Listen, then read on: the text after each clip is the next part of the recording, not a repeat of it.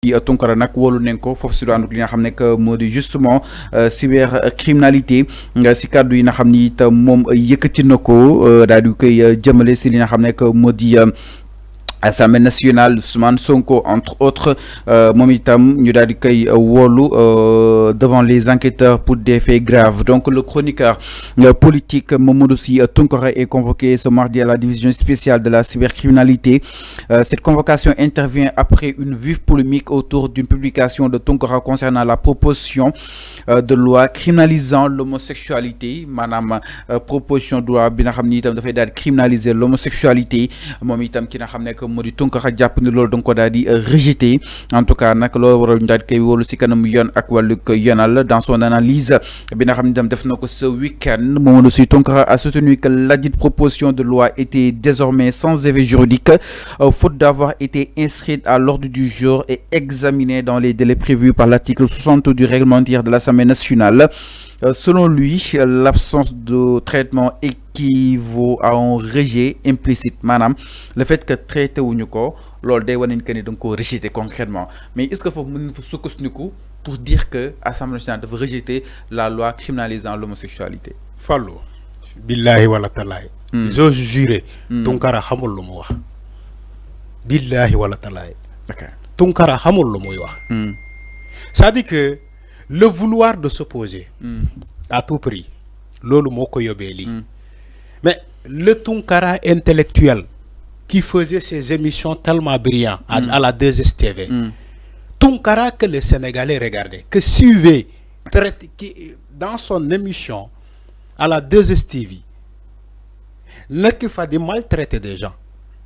Di buntu xatal ay nit ci émission bobu 2STV. Où est ce Tounkara là? On l'a perdu. Dañoo perdre Tounkara bobu. Maintenant, le Tounkara qu'on voit actuellement, c'est le Tounkara sans argument, qui est animé par le vouloir de s'opposer au régime qui est là. Tu regardes quand il parle du régime, tu regardes Tounkara, quand il parle de Sonko, du régime en place. Mais il y a la colère, tu sens même la colère devant son visage. Da ngay sentir colère ci mom Tounkara. Da ngay sentir un gars qui est ku soxor. Ngeen baal ma ci kàddu bi. Un gars ku soxor. Ba waral muy joxe information yi melni ni que comme quoi oui, la loi sur l'homosexualité a été rejetée à l'Assemblée nationale. C'est archi faux. Motax ma njëkk a waat. Billahi wallahi wa tallahi.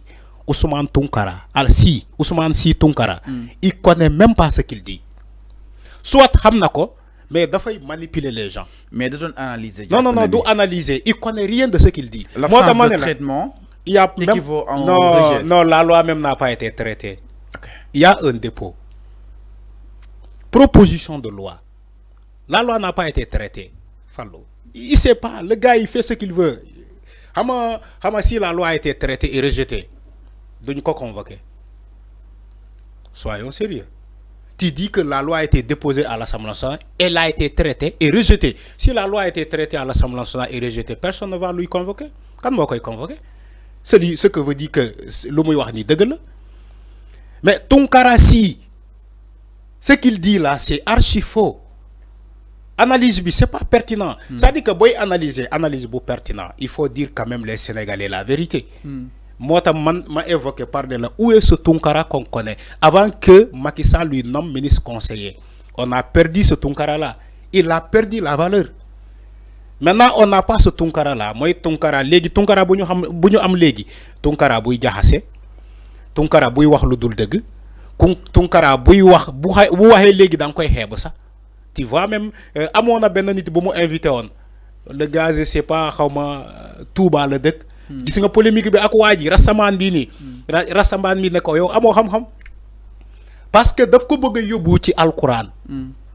Tounkara c'est comme si momo gëna maîtriser alcorane bi que tout le monde.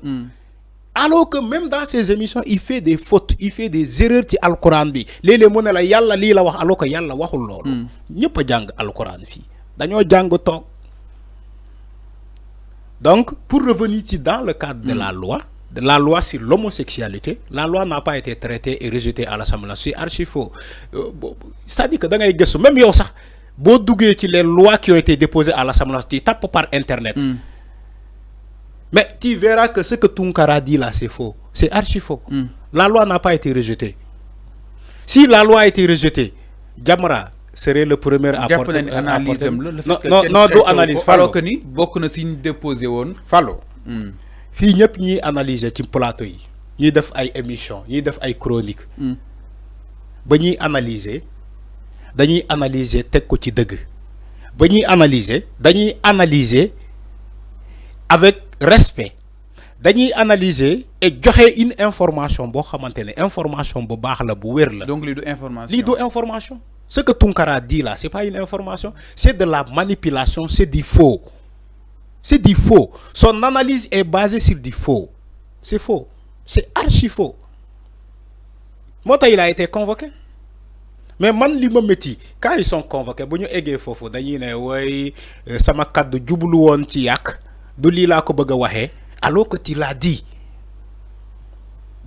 Tounkara, il faut qu'il revienne à de meilleurs sentiments. Macky Sall n'est plus là. Il faut avoir cette crédibilité-là. Il faut avoir cette cohérence-là. Ce Tounkara qu'on connaît, qu'on connaissait. Mais on a comme l'impression que ce Tounkara-là a disparu. Depuis Macky Sall, alors que moi, Macky Sall, il l'a dit. Le gars, comment il manipule les gens? Mousna taxaw fi Ousmane Tounkara mom mi Tounkara mi si mu ne Macky Sall du nit ku baax mom du mësa and ak Macky Sall. Macky Sall xëy nommé comme ministre conseiller sans portefeuille. Qui donne ne Macky Sall du nit ku baax Macky Sall xëy nommé la tu as accepté la nomination. Il faut que ñu wax len Tounkara bobu moy kan. Il faut que les Sénégalais commencent à ragner ñoñu ñan les Tounkara là que vous voyez là. Ñi jaay Sénégalais ay intellectuels way professeurs qui donnent des cours à l'université.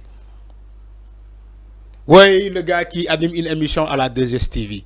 Lolu sens que c'est moi comme ay du xam-xam. Sénégal fi mbiru napaté mo fi nek. Ñi dañuy napaté.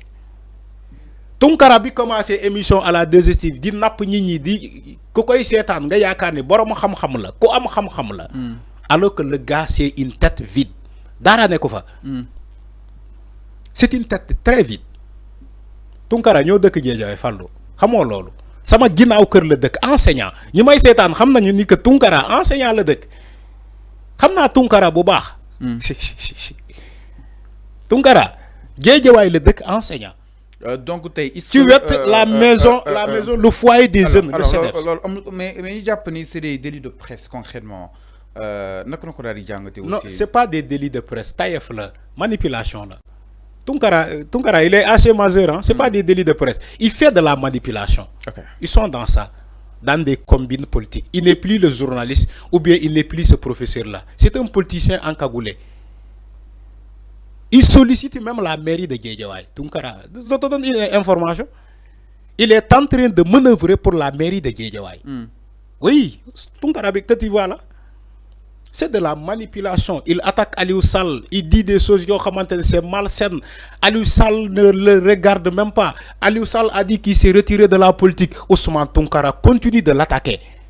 Alors que ñom ñoo nekkoon dam Benno Bokk Yaakaar avec Aliou Sall. Mi non par rapport à li nga xam ne que moo di justement la convocation de Ousmane Tounkara devant li nga xam ne que moo di la justice, en tout cas les enquêteurs di nga ko daal laaj ay laaj yu fasantu ko exactement. Alors daal di ñëw itam si leneen du côté de la régie mais si cercle boobu la ñuy daal di destiny parce que